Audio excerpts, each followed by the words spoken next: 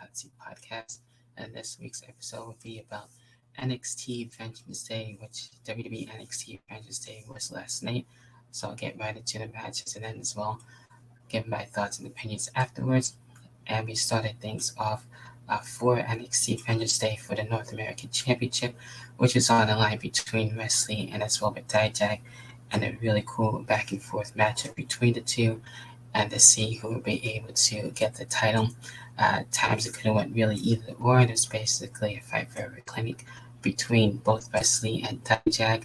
And this one, Dijak being very dominant at times, but Wesley finding a way somehow to actually stop Dijak and keep the North American title, which is really awesome there. So hopefully things are okay with Dijak actually dealing with an injury. It looked like it was for his finger, so hopefully he'll have a speedy recovery there. But it has been really cool to actually see Dijak have his name basically be back and be a dominant heel. With that, also we dealt with the 2 out of 3 falls match, Carmella Hayes and Apollo Crews on this one, and basically for a good while we didn't get to see a pinfall, but then we did get to see that 1-0, and then eventually Carmella Hayes actually getting the most falls on this one. Apollo Crews definitely very impressive, doing everything that he can to stop Carmella Hayes, especially with Trick Williams being there, trying to make sure Carmella Hayes gets the win. And we did get to see the returning Commander Aziz on this. We're trying to help out Apollo, but that didn't really get to go so well, obviously, because Carmella Hayes was able to get his win and have the most falls. And the Commander Aziz actually attacking Apollo Crews there. So that's interesting. So it looks like Apollo Crews will be dealing with Commander Aziz from now on, and as well we'll get to see Carmelo Hayes later on in the night to see what happens with that. I'll get into that a little later. Then we get into the women's tag team titles between Kaden Carter and Katana Jansen, as well Fallon Henley and as well Kenna James, and the different type of pairing that has been happening for quite a while. And it's going to be interesting to see how they will be able to work together, and in the way they actually did, we saw some really cool double teams from both teams. Basically how the women's tag team division should be. So hopefully we will get some more tag teams, not just for NXT, but for the main roster. Canada James and Fallon Henley surprisingly get the tag team titles, so that was very interesting. On that note, to be able to see them get the win and the tag team title, so we'll see what happens with them next and how long they'll be able to get along, which I'm sure they'll be able to work very well. Even more now that we got, speaking of tag teams, the NXT tag team titles for the men, the New Day, Gallus, Pretty Deadly, and Chase Universally in a Fatal 4-Way. Really exciting stuff. Basically, we're having it be a brawl and seeing a lot of moments for all the teams. Chase University, I felt like had a high chance of winning this match. I was going more for them anyway, but Gallus actually being on top, being able to get the win and the tag team titles. So I'm sure the New Day will probably go back on the main roster as fun as it was seeing them on NXT in this capacity, and as well being NXT tag team champions in this capacity, which is really cool. I'm sure Pretty Deadly will still be in the tag team title chase, if not maybe go on the main roster soon. I would like to see that, and Gallus dealing with Chase University.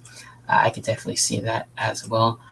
And then we get into the women's title match, the triple threat match, Gigi Dolan, Jacy Jane, Toxic Attraction, and as well Roxanne Perez, and to see if Toxic Attraction can actually work together in the way they kind of did. Also, they went at it head to head as well for a while, but in a way they still remain as a team. So kind of having like cool type of moments, still being a team and working together. I'm sure if one of them would have won the title, they both would have won the title together, most likely.